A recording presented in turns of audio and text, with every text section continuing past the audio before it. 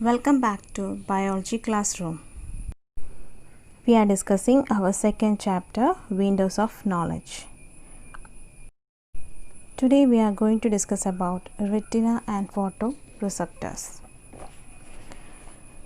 So we already studied that retina contain photoreceptors. So what are photoreceptors? As the receptors which receive light and produces stimulus is called photoreceptors. We have two types of photoreceptors in our eye. They are the rod cell and cone cell. Like the shape of its structure, it is named as rod cell.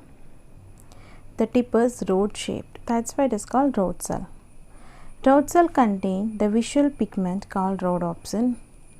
This pigment is formed from a protein named opsin and retinal, which is a derivative of vitamin A, that is, which is formed from vitamin A.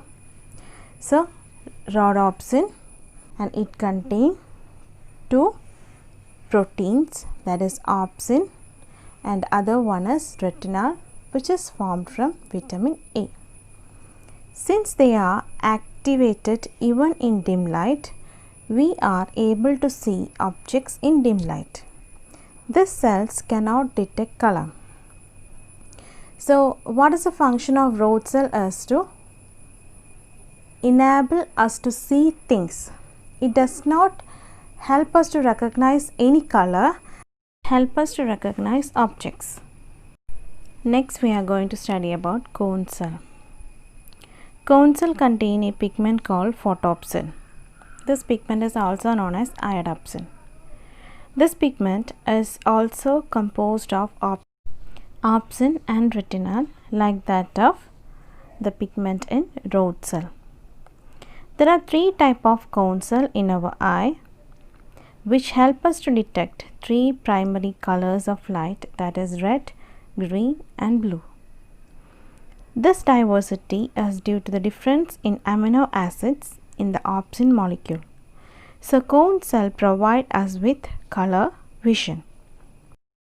That is, it is a cone cell in our eye help us to detect colors. I told you rod cell help us to detect object.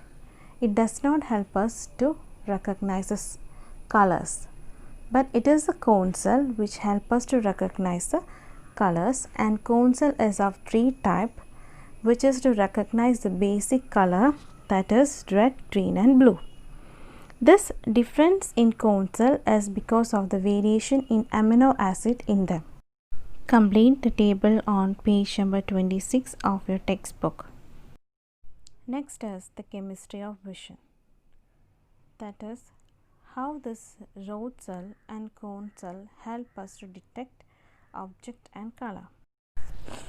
Rhodopsin, in the presence of light, splits to form retinal and opsin. After some time, this retinal and opsin combines to form rhodopsin. So at the time when it splits to retinal and opsin, they create a stimulus. This stimulus helps us to recognize that particular object. At the same time, photopsin, in the presence of light, splits to form retinal and opsin. The moment which it splits to form retinal and opsin, it creates the stimulus, and this stimulus helps us to recognize the color. So this is how we detect an object and its color.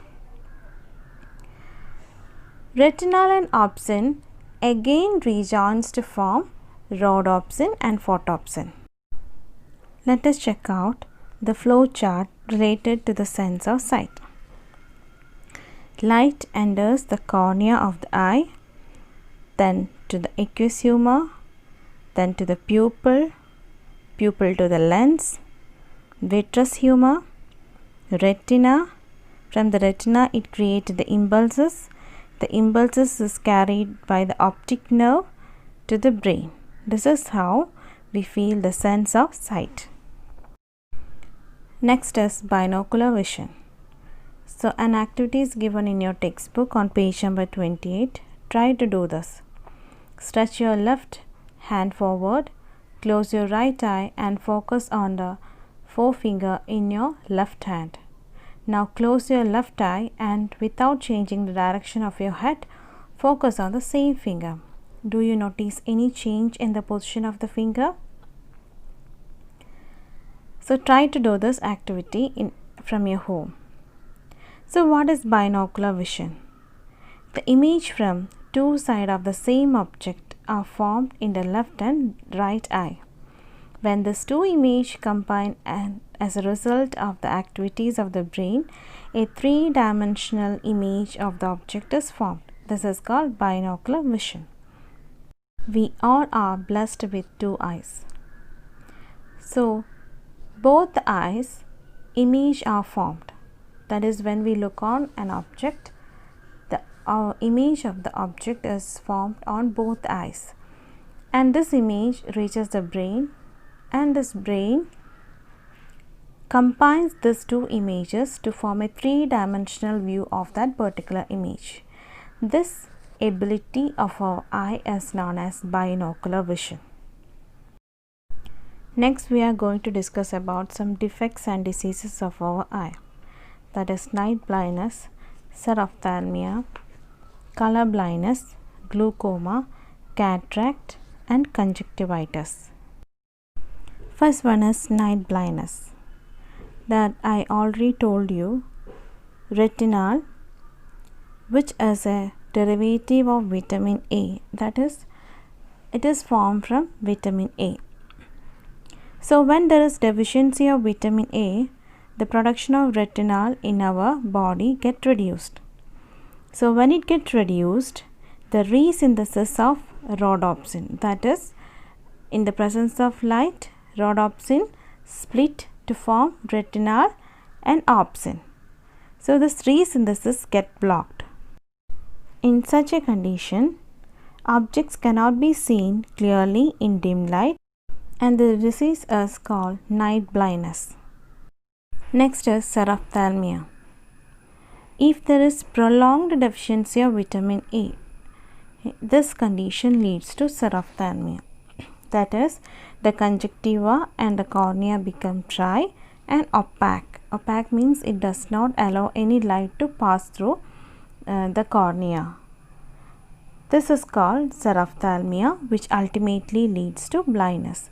So if the vitamin deficiency exists for a long time, if it does not get treated, it leads to xerophthalmia disease.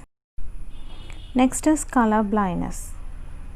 That is, some people cannot distinguish green and red color due to the defect of cone cell. This condition is called color blindness. Are you able to recognize the color which is given in this picture, or the letters or the numbers which is given within this picture? If you are able to recognize this, so you don't have color blindness. So the person with color blindness are not selected in military, in the post of driver, pilot, etc. Glaucoma. I told you aqueous humor is a fluid which nourishes the tissues of the eye, and this aqueous humor is formed from the blood and is reabsorbed into the blood. If this reabsorption of the aqueous humor does not take place, there will be an increase in the pressure inside the eye.